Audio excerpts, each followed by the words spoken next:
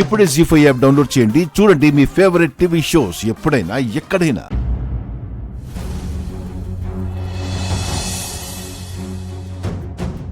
ఏంటి జయదేవ్ ఇలా వచ్చావు? మీరొకసారి మిత్రజాతకం చూస్తారేమో అని వచ్చాను. మిత్ర జాతకరీత్యా ఇప్పుడు తనకి ఏ ప్రమాదాలు లేవని చెప్పాను కదా. మీరు చెప్పారు, కానీ రాత్రి నాకు ఒక పీడకలొచ్చింది. మిత్ర ప్రయాణిస్తున్న కారుకు ప్రమాదం జరిగినట్టుగా నాకు ఒక కలొచ్చింది. అందుకే భయంతో మీ దగ్గరకొచ్చాను. అది పీడకళ మాత్రమే, భయపడాల్సిన అవసరం లేదు. కలలు శుభాశుభాలకు సూచికలని ఒకసారి మీరే అన్నారు. ఇప్పుడు మిత్ర గ్రహస్థితి ఎలా ఉందో చూడండి దీక్షితులు గారు. అలాగే.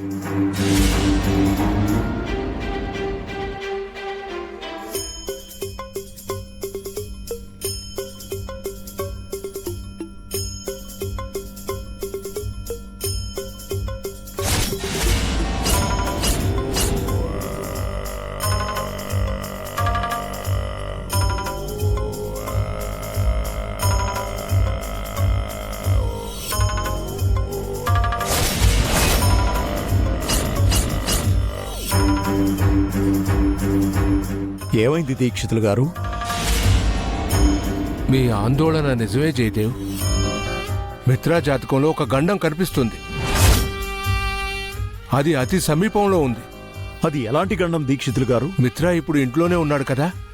లేదు దీక్షితులు గారు, అందరూ మా కోడలి వాళ్ళ ఊరికెళ్లారు. ఏంటి, మిత్ర ఊరికెళ్ళాడా? వెంటనే వాళ్ళని తిరిగి రమ్మని చెప్పండి. ఎందుకు దీక్షితులు గారు? గతంలో మిత్ర బయటికి వెళ్ళినప్పుడే తనకి గండం తగిలింది. ఇప్పుడు కూడా అలాంటి ప్రమాద సూచికలే కనిపిస్తున్నాయి. వీలైనంత త్వరగా వాళ్ళని ఇంటికి చేరుకోమని చెప్పు. ఇప్పుడే మిత్రాకి ఫోన్ చేయి. తనే ఫోన్ చేస్తున్నాడు. హలో మిత్ర, ఎక్కడున్నావు? హలో డాడ్, తాతయ్య గారి ఇంట్లోనే ఉన్నాం. ఈరోజు వస్తామని చెప్పారు కదా, ఇంకా బయలుదేరలేదా? లేదు డాడ్, ఇక్కడ మీ కోడలు లక్ష్మి ఒక గొప్ప విజయాన్ని సాధించింది. ఈ ఊరు వాళ్ళందరూ తనని ఆకాశానికి ఎత్తేస్తున్నారు. ఇక్కడ మేము ఉండాల్సిందే. అక్కడ అనుకోని సంఘటనలు ఏమైనా జరిగాయా మిత్ర? ఎందుకు అడుగుతున్నారు? ఏం లేదు, నువ్వు చెప్పు మిత్ర. ఇక్కడొకడు ఒక ఊరిని నాశనం చేయాలనుకున్నాడు.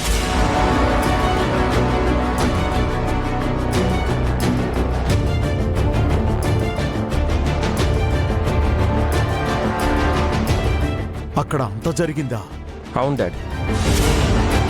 అవును, మీరెందుకు కంగారు పడుతున్నారు? ఏమైంది? ఏం లేదు. మీరు ఎప్పుడు వస్తున్నారు? రేపు లక్ష్మికి గుళ్ళో పూజ ఉంది. పుట్టింటి చీర సారే పెడుతున్నారు. అది చూసుకుని బయలుదేరుతాం. సరే మిత్ర, జాగ్రత్త. Okay dad. దీక్షితులు గారు, వాళ్ళు రేపు వస్తున్నారట.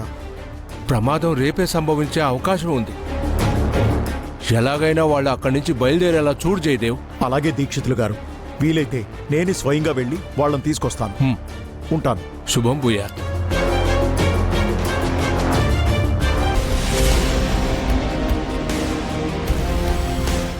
ఎప్పుడు సెల్ బయట ఉండేవాడిని, లైఫ్లో ఫస్ట్ టైం సెల్ లోపల ఉన్నాను సార్. కంగారు పడకలాయరు, మనకు బెయిలిపించడానికి మనోళ్ళు బాగా ట్రై చేస్తున్నారు. నమస్తే ఎస్ఐ గారు, నరసింహనతో మాట్లాడాలి. రేపు కోర్టులో సబ్మిట్ చేసే వరకు అతను ఎవరో కలవకూడదు. 2 నిమిషాలు మాట్లాడి వెళ్ళిపోతాం సార్. సరే, త్వరగా మాట్లాడి వెళ్ళండి. Thank you sir. ఏంట్రా, బెయిల్ పేపర్స్తో రాకుండా ఒట్టి చేతులతో వచ్చారు? నీకు బెయిల్ ఇప్పించే లాయరు నీతో పాటు లోపలే ఉన్నాడు కదన్నా. ఆయన లేకపోతే ఇంకో లాయర్ లేడా? వేరే లాయర్తో వెళ్ళావన్నా. జడ్జి గారు మీ బెయిల్ రిజెక్ట్ చేశారు. ఎందుకు చేయదు? నాన్ బెయిలబుల్ కేసు కదా ఇది. అంతేకాదన్నా, మన ఫ్యాక్టరీ లైసెన్స్ కూడా రద్దు చేశారు. అన్నా, నీకు మినిమం 10 ఏళ్ళన్నా శిక్ష పడుతుందంటన్నా. నా లాయర్ పట్టా కూడా గోవిందా. ఏం చేద్దామన్నా? ఇది ఒకందుకు మంచిదేరా. ఈ రాత్రి స్టేషన్లో దోమలతో కుట్టించుకోవడం, రేపు కోర్టు మెట్లెక్కడం, అట్నుంచటే జైలుకు వెళ్ళడం, రాళ్లు కొడుతూ చెప్పుకూడు తింటూ ఆ 4 గోడల మధ్య నరకం అనుభవించడం నేను నేర్చుకోబోయే కొత్త గుణపాఠం. ఏంటి సార్, ఎలాగైనా బయటపడాలని చూడాలి గాని ఇలా అంటారేంటి? చట్టం గురించి నాకంటే నీకే బాగా తెలుసు లాయరు. ఇప్పుడు మనం తప్పించుకోలేమని అర్థమైంది. కానీ నాతో పాటు ఆ లక్ష్మికి కూడా శిక్ష పడాలి. కొంపదీసి మళ్ళీ ఆ లక్ష్మి మీద అటాక్ చేస్తారా ఏంటి? ఈసారి లక్ష్మి మీద కాదు, దాన్ని మొగుడు మీద అటాక్ చేయాలి. వాడు చావాలి. లక్ష్మి జీవితాంతం తెల్ల చీర కట్టుకొని విధవరాలుగా మిగిలిపోవాలి. రేయ్, బయట ఊరి నుంచి జనాలు తెప్పించండి.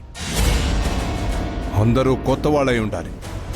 ఫ్యాక్టరీ కట్టడానికి పెట్టుకున్న పెట్టుబడి మొత్తం ఆ మిత్రను చంపడానికే ఇస్తాను. రేపు నేను కోర్టు మెట్లు ఎక్కకముందే వాడు చావాలి. వాడు చచ్చాక దాని పొట్టు చెరిగాక నాకొచ్చి కనిపించండి. అలాగే అన్న. వెళ్ళండి. ఏంటి లాయరు, ఈ ప్రతీకారానికి ఓకే కదా? పగ మీది, ప్రతీకారం మీది. మధ్యలో నన్నెందుకు సార్ ఇన్వాల్వ్ చేస్తారు?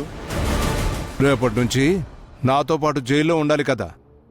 అందుకు కారణమైన లక్ష్మి విడో అవుతుందని జైల్లో సెలబ్రేట్ చేసుకుందాం. జాను, ఈరోజు న్యూస్ పేపర్ చూసావా? వదిన ఫోటోతో పాటు నీ ఫోటో కూడా వేశారు. మీ ఇద్దరి గురించి ఎంత గొప్పగా రాశారో. మా ఇద్దరి గురించి రాశారా లేక మా అక్క గురించి మాత్రమే రాశారా? లేదు జాను, నీ గురించి కూడా చాలా బాగా రాశారు.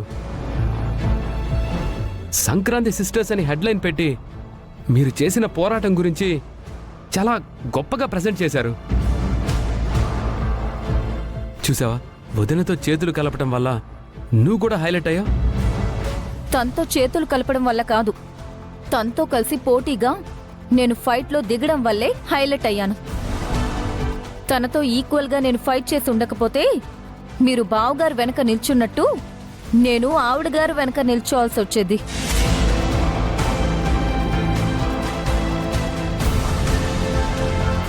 అందుకే చెప్తున్నాను, మనం కూడా హైలైట్ అవ్వాలంటే వాళ్లతో ఈక్వల్గా ఉండాలి, వాళ్ళ వెనక కాదు.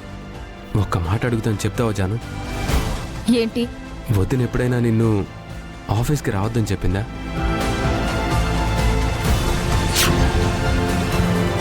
అక్క, కాఫీ తీసుకో. జాను, కూర్చో. ఇంకెన్నాళ్ళు ఇలా కాఫీలు సప్లై చేస్తూ ఇంట్లో ఉంటావు? నాతో పాటు ఆఫీస్కి రావచ్చు కదా? ఆఫీస్కి వచ్చి నేనేం చేస్తానక్క? అదేంటి జాను, నువ్వు నాకంటే ఎక్కువ చదువుకున్నావు. మిత్రగారితో చెప్పి ఆఫీస్లో నీకొక మంచి పోస్ట్ ఇప్పిస్తాను. ఎంచక్క నువ్వు వివేక్ ఆఫీస్లో కూడా కలిసి ఉండొచ్చు. అందరము ఆఫీస్కెళ్తే ఇంటి పనులు వంట పనులు చేసేదెవరక్క? ఇంట్లో పనులు కలిసి చేసుకుందాం, ఆఫీస్లో వర్క్ కూడా కలిసి చేసుకుందాం. లేదక్క, నువ్వు ఇంట్లో పనులు చేసి మళ్ళీ ఆఫీస్లో కూడా పనులు చేయాలంటే నువ్వు అలసిపోతావు.